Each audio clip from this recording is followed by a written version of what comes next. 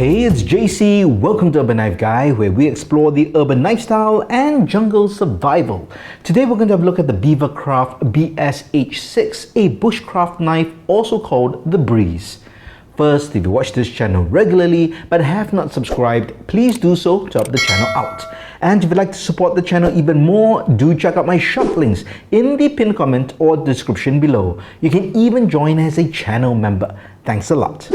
A shout out to Beavercraft from Ukraine for sending me this knife. I had a choice of different knives and I chose this one as it's the most bushcraft style knife, and I'd just like to add to the collection and to test out different knives. So this is the package you get. You get the knife in a sheath of this style. This is the box that it comes in, a very simple cardboard box, nothing fancy there. So the sheath itself, it is well made and it's also good quality leather. It's a soft leather and it's this style sheath. Now personally, for leather sheaths, I prefer a sheath where the knife just drops in. And I've got another Beavercraft knife that I purchased about last year, and you can see it's got this style sheath where it just drops in. It's very secure, and I actually prefer this.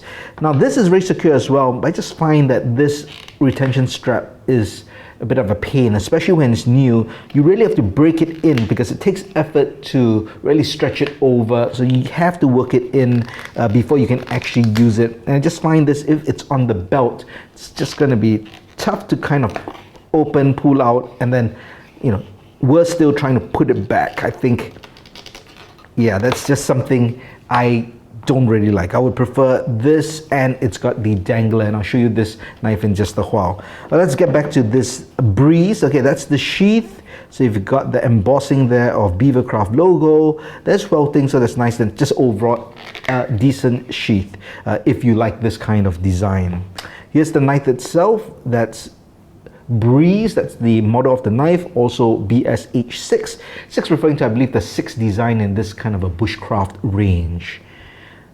So that's an overall look of the knife, a very traditional woodlaw style knife, so that's where the bushcraft look comes in. But let's go through some specs first. The blade length is 4.33 inches long, the handle length is 4.92 inches long, and the overall length is 9.25 inches.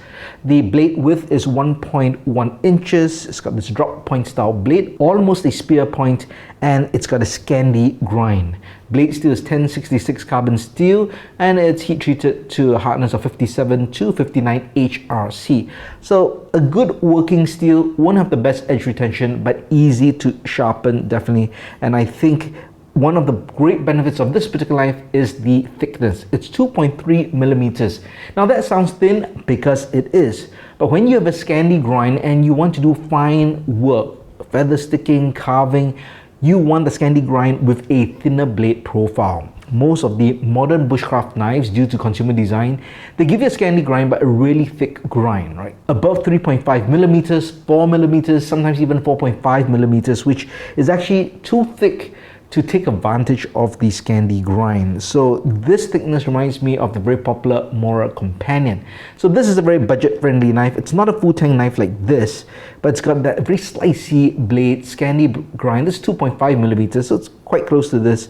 And what people like about this is just the capabilities in terms of the sliciness. But of course, it's not full-tang. This, you have a full-tang blade. So in a way, it's the best of both worlds, where you get the Scandi grind, thin blade profile, and a full-tang knife.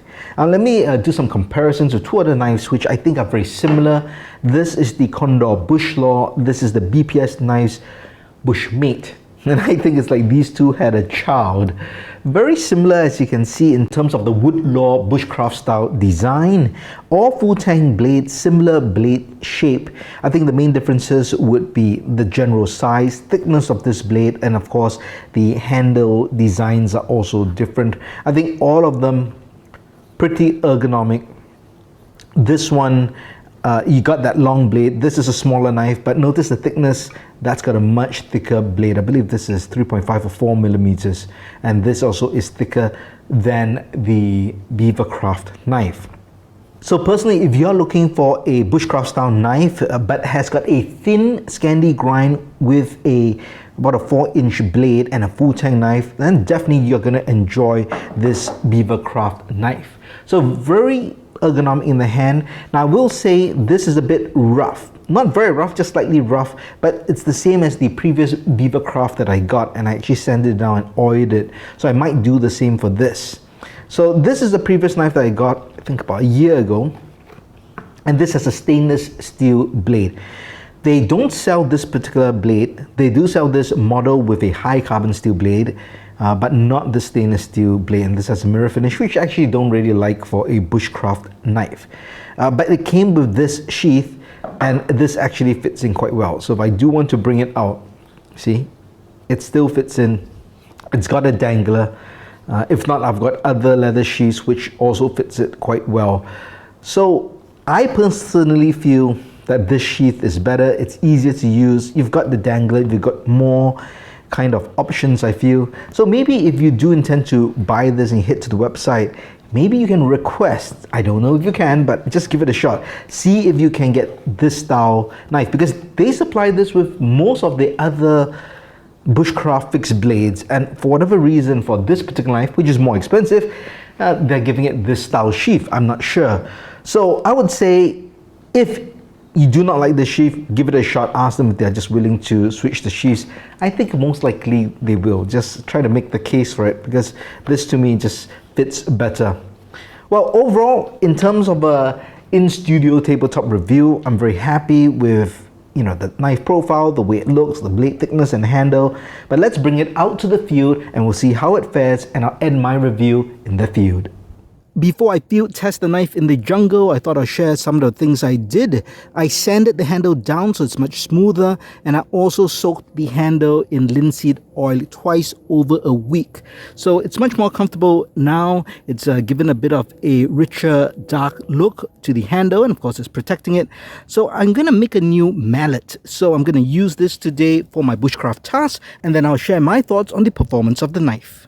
This is the piece of wood I'm going to make the mallet from. So I use the silky saw to saw off this log, and it's about 3 inches in diameter. I've also scored it about, I would say maybe about 3/4 of an inch all around, and this is so that I can batten this part to form the handle, and that's what I'm going to use the Beavercraft knife for. I'm going to batten it and I'm going to shape the handle. Let's see how it goes.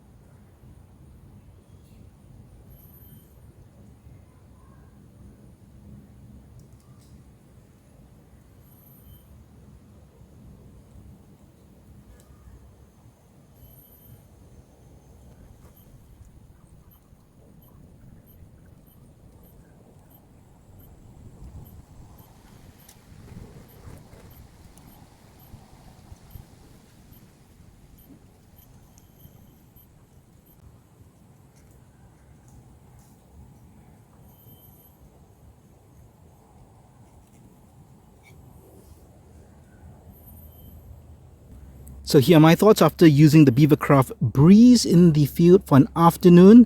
It's actually pretty good. I'm pretty happy with it. Again, I like that thickness. It makes it slicey. Now, it's a full tang knife. It's solidly built. I won't actually baton with this on a normal basis. I did this for a demonstration and I made a pretty good mallet and I could get through the handle. Now, it took some time.